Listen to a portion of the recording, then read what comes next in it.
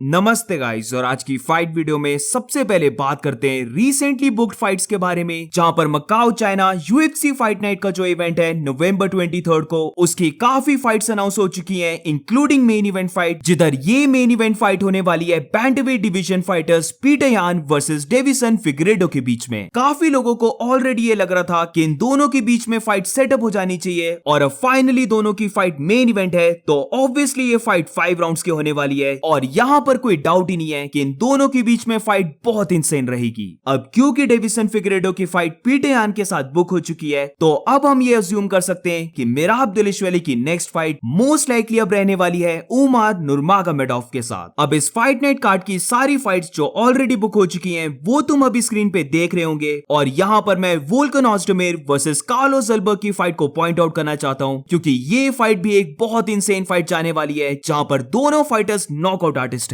अब ये जो फाइट्स बुक हुई हैं इनमें एक और फाइट रहती है, और मैं बात कर रहा हूं निक डियाज की, जहां पर उसकी फाइट अगेंस्ट विसेंटे लुके रीबुक हो चुकी है, और अब ये फाइट होने वाली है यूएफसी 310 में। ऑल्सो यहाँ पर पॉइंट नोट करने वाला है कि ये फाइट हो रही है वेल्टरवेट डिवीजन में, यानी कि इस बात की हमें गारंटी मिल जाती है कि इस बार निक डियाज बहुत हेल्दी होगा और वो रॉबी लॉलर की फाइट की तरह आउट ऑफ शेप नहीं होने वाला है। और अब moving on to the next update, तो अब बात करते हैं वेल्टरवेट चैंपियन बिलाल मोहम्मद ने क्या कहा कमारू उस्मान के बारे में। अब रिसेंटली कमारू उस्मान और हेनरी सोउडो का जो पॉडकास्ट है वहां पर बिलाल मोहम्मद को बुलाया गया, और अभी तक ये वाला एपिसोड रिलीज नहीं हुआ है, बट जो उस पॉडकास्ट में हुआ उसके बारे में बिलाल मोहम्मद ने रिसेंटली बताया है कि उसके और कमारू उस्मान के बीच में बहुत ज्यादा आर्ग्यूमेंट हुई है। वो दोनों एक दूसरे के साथ बैक एंड फोर्थ गए थे, जहां पर वो कमारू उस्मान को वर्बली, मेंटली और स्पिरिचुअली भी ब्रेक कर देता है। अब ज्यादा तो बिलाल ने रिवील नहीं किया, बट बिलाल ये कहता है कि उसने पॉडकास्ट में कहा कि टॉप में रहने की काफी अच्छी फीलिंग है, जहां पर सारे फाइटर्स अब ऊपर उसे देख रहे हैं।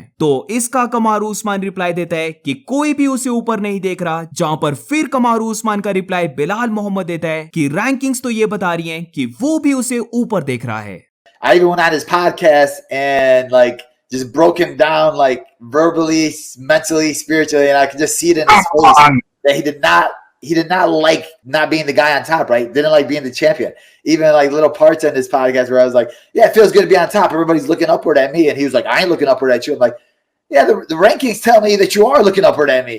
So these guys, they just still have it in their head. They still can't believe it. तो अब लेट्स सी एपिसोड कब रिलीज होता है, जिधर अगर तो एक्साइटिंग रहता है तो फॉर श्योर मैं अपनी वीडियो में इस टॉपिक को कवर करूंगा। और अब moving on to the next update, तो अब बात करते हैं light weight fighters Dustin Poirier और डैन हुकर के बारे में। तो कल की वीडियो में मैंने बताया था कि डस्टिन पोरियर ने जस्टिन गेची को कॉल आउट किया है, जहां पर जस्टिन गेची तो इसका रिप्लाई नहीं देता है, but Dan Hooker Dustin Poirier को रिप्लाई देता है, जहां पर वो कहता है रीमैच। इन दोनों की पहली फाइट एक एब्सोल्यूट वॉर गई थी, और अब डैन हुकर ने डस्टिन पोरियर को एक और बार फाइट करने के लिए कॉल आउट किया है, जहां पर इसका रिप्लाई देते हुए डस्टिन पोरियर कहता है कि डैन हुकर रियली इस फाइट को करना नहीं चाहता है, जिसका फिर डैन रिप्लाई देता है कि वो फूल अराउंड क्यों कर रहा है। तो it's looking like Dan Hooker ready है डस्टिन पोरियर के साथ फाइट करने के लिए, और जस्ट इमेजिन अगर ये रीमैच भी पहली फाइट की तरह जाता है तो ये चीज कितनी इंसेन होगी। अब नेक्स्ट अपडेट भी लाइट वेट डिवीजन का है, जहां पर बेनवा सैंडिनी से उसकी ड्रीम फाइट के बारे में पूछा गया, जिधर वो कहता है कि उसकी ड्रीम फाइट है लाइट वेट चैंपियन इस्लाम महाचेव के साथ। बीएसटी का ये कहना था कि वो लाइट वेट बेल्ट के लिए इस्लाम महाचेव के साथ फाइट करे, जहां पर फिर इस्लाम को बीट करने के बाद वो लाइट वेट डिवीजन का चैंपियन बने। इस वीक बेनवा सैंडिनी की फाइट होने वाली है रेनाटो मोइकानो के साथ, जो एक काफी इंटरेस्टिंग और स्टाइल वाइज बोल सकते हैं कि एक काफी क्लोज फाइट है, बट दोनों में से जो भी विन करने वाला है फॉर श्योर ये फाइट काफी इंटरेस्टिंग रहेगी।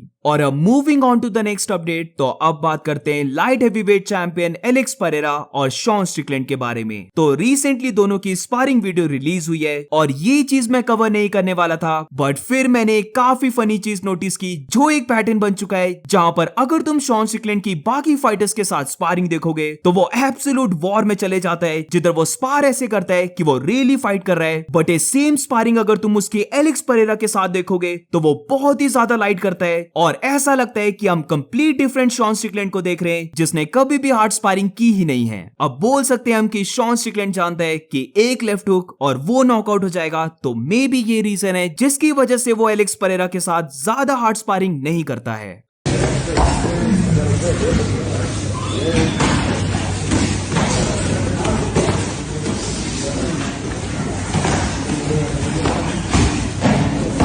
और अब moving on to the next update, तो अब बात करते हैं माइकल चैंडलर ने क्या कहा अरमान सरूकियन को। बेसिकली माइकल चैंडलर ने अरमान सरूकियन को कॉल आउट किया है कि वो एक हिपोक्रिट है। अब सबको पता है कि अरमान सरूकियन ने माइकल चैंडलर का काफी मजाक उड़ाया था कि वो कॉनर की फाइट के लिए वेट कर रहा है, उसने अपने 2 सालों को वेस्ट कर दिया। तो इसी को लेकर अब माइकल चैंडलर बैकफायर करता है, जहां पर जैसे कि हम जानते हैं कि इस्लाम महाजेब इंजर्ड हो चुका है और उसके अरमान सरूकियन के साथ जो फाइट है वो इस साल नहीं बल्कि नेक्स्ट ईयर होगी। तो इसी को लेकर माइकल चैंडलर का ये कहना था कि अब सेम वे से अरमान सरूकियन भी अपनी नेक्स्ट फाइट के लिए वेट कर रहा है, जिधर वो हो जाएगा 17 मंथ्स के लिए इनएक्टिव। तो वो इतना ज्यादा वेट क्यों कर रहा है? माइकल चैंडलर ये भी कहता है कि वेटिंग के लिए अरमान ने उसे कॉल आउट किया था, बट अब सेम चीज अरमान सरूकियन भी कर रहा है, तो वो एक हिपोक्रिट है। और अब moving on to the next update, तो अब बात करते हैं कॉनर मैग्रेगर के बारे में। तो रिसेंटली कॉनर को लेकर अपडेट ये आता है कि एक और बार कॉनर का ड्रग टेस्ट हुआ, जहां पर वो क्लीन पाया गया और बेसिकली कॉनर अभी यूएफसी के सारे एथलीट्स में से सबसे ज्यादा बार ड्रग टेस्ट हो चुका है, जहां पर अकॉर्डिंग टू कॉनर वो बाकी फाइटर से डबल टेस्ट हुआ है। तो इसी को लेकर कॉनर कहता है कि वो डिजर्व करता है fight date. So that's it for today guys. आज की फाइट वीडियो में बस इतना ही। अगर तुम्हें वीडियो अच्छी लगी हो तो please make sure to like subscribe. मिलते हैं नेक्स्ट वीडियो में।